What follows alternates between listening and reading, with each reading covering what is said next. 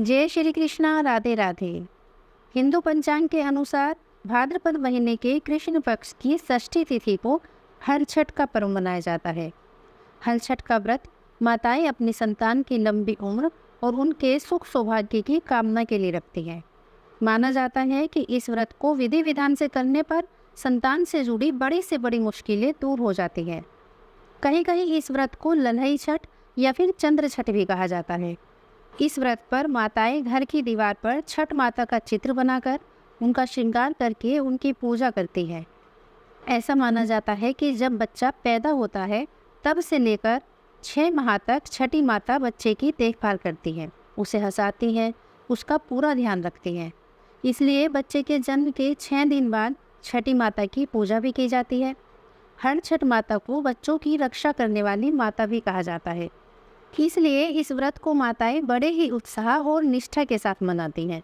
इस पर्व को बलराम जयंती के नाम से भी जाना जाता है, क्योंकि धार्मिक मान्यता है कि इस दिन भगवान शेषनाग ने द्वापर युग में भगवान श्री कृष्ण के बड़े भाई के रूप में जन्म लिया था।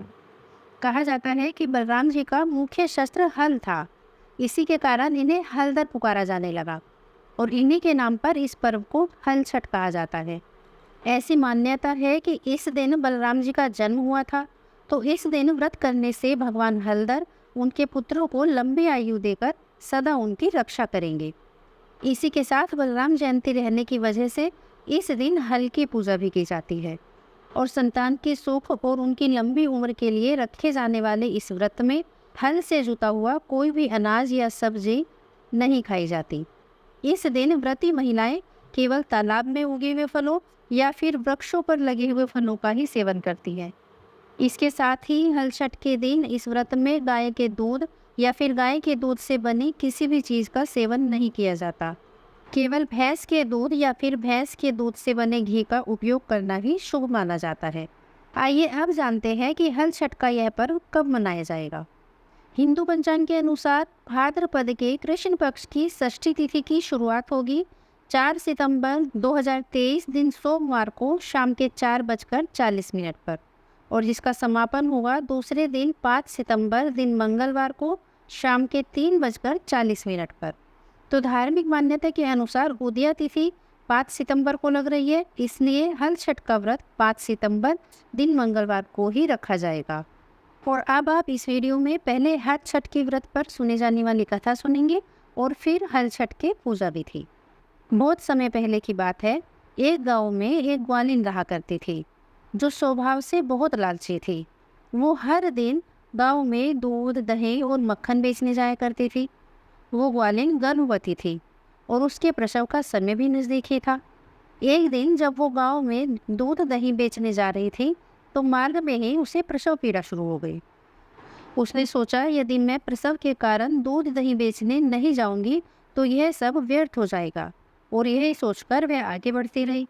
परंतु गांव पहुंचने से पहले ही उसे असहनीय पीड़ा होने लगी और तब वह अपने दूध और दही नीचे रखकर एक झरबेरी के पीछे गई और उसी की ओट में उसने अपने बच्चे को जन्म दिया। लेकिन अपने दूध और दही बेचने के उन्माद में वह ग्वालिन अपने बच्चे को वहीं उस झरबेरी की ओट में सुलाकर गाँव में दूध दही बेचने चली गई। संयोग से उस दिन हर छठ थी और हर छठ के दिन गाय के दूध का इस्तेमाल अशुभ माना जाता है।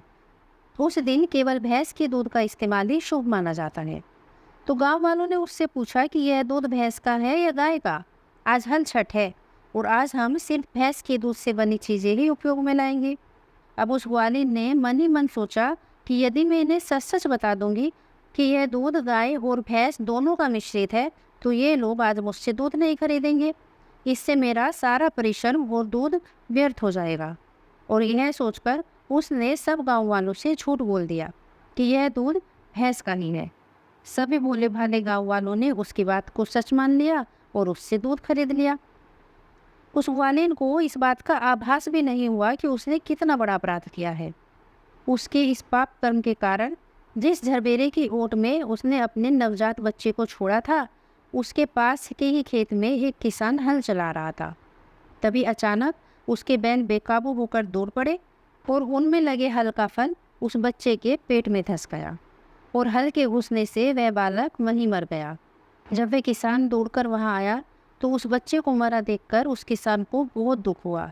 किसान को अब किसी को पता ना चले ये सोचकर उसने उस बच्चे के शरीर के घाव को झरबेरी के कांटों से टाँक दिया और अपने बैलों को लेकर वहाँ से चला गया। जब वह ग्वालिन दूध बेचकर वापस उस झरबेरी के पास पहुंची तो अपने बच्चे की ऐसी हालत देखकर चीख मारकर रोने लगी। तभी उसे याद आया कि आज हल छठ के दिन उसने गांव के लोगों को झूठ बोलकर भैंस के स्थान पर गाय और भैंस का मिश्रित दूध देकर उनकी पूजा को खंडित किया है, और उसने जो अपराध किया है यह उसी का परिणाम है। आज छठ माता ने उसे उसके इसी पाप की सज़ा दी है, और यही सोचकर उसके मन में प्रायश्चित का भाव जागा, और अपने पाप का प्रायश्चित करने के लिए वह ग्वालिन वापस उसी गांव में गई जहां उसने लोगों को दूध बेचा था, और वहां हर घर और हर गली मोहल्ले में घूम घूम कर उसने अपनी गलती स्वीकारी और उन लोगों को उसे मिली सज़ा के विषय में बताकर उनसे क्षमा मांगी। तब उन स्त्री और पुरुषों को उस पर दया आ गई और उन्होंने उसे क्षमा कर दिया। साथ ही ईश्वर से प्रार्थना की कि वह भी उस ग्वालिन की भूल को क्षमा कर दे। उन सब से क्षमा मांगने के बाद जब वह ग्वालिन एक बार फिर से उस झरबेरी के पास पहुंची तो उसने देखा कि उसका बच्चा जीवित अवस्था में था। उसकी खुशी का ठिकाना नहीं रहा। उसने हाथ जोड़कर छठ माता को धन्यवाद दिया और फिर भविष्य में कभी भी असत्य ना बोलने का प्रण लिया।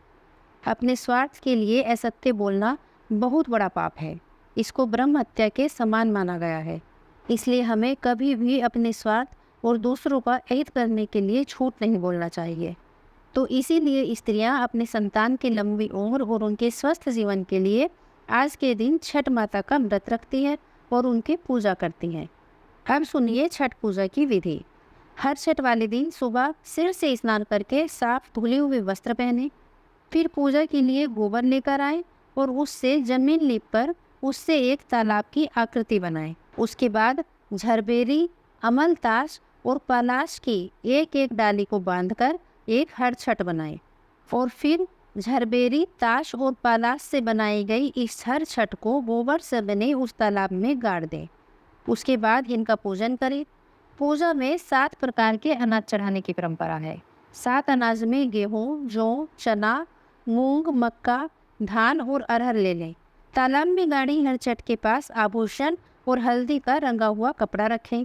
उसके बाद भैंस के दूध से बने मक्खन से भोग लगाएं और ध्यान रहे कि इस दिन गाय के दूध से बनी हुई कोई भी चीज़ काम में नहीं लें। हर छठ के दिन गाय के दूध, दही और गाय के दूध से बनी किसी भी चीज़ का सेवन नहीं करना चाहिए। हल के द्वारा जुता हुआ अन्न भी नहीं खाना चाहिए। उस तालाब के पास दीवार पर गोबर से ही छठ माता का एक चित्र बनाया जाता है और फिर पिसे हुए चावल और हल्दी से बनाए हुए एक लेप से छठ माता का श्रृंगार किया जाता है। छठ माता के चित्र के साथ साथ हल, सप्तऋषि, पशु और एक किसान का चित्र भी बनाया जाता है। कहीं कहीं केवल हाथ के छापे बनाकर उसकी पूजा भी कर लेते हैं। पूजा के लिए पाटे पर कलश सजाया जाता है। गणेश जी और माता गौरी को स्थापित किया जाता है और साथ ही मिट्टी के एक कूले में ज्वार की धानी और महुए का फल रखा जाता है। सबसे पहले कलश की पूजा कर गणेश जी और माता गौरी की पूजा की जाती है, फिर छठ माता की पूजा की जाती है और उसके बाद कूले और मटके की पूजा की जाती है। पूजा के बाद छठ माता की कथा सुनी जाती है। कथा के बाद आरती करें और आरती के बाद वहीं बैठकर मुहैये के पत्ते पर मुहैये का फल रखकर उसे भैंस के दूध से बनी दही के साथ खाना चाहिए और पूजा के बाद व्रत पूरा होने पर पसई के धान के चावल खाकर अपना व्रत खोलना चाहिए। उम्मीद है कि आपको हल छठ व्रत से जुड़ी ये सभी जानकारियाँ और हल छठ व्रत की यह कथा पसंद आई होगी।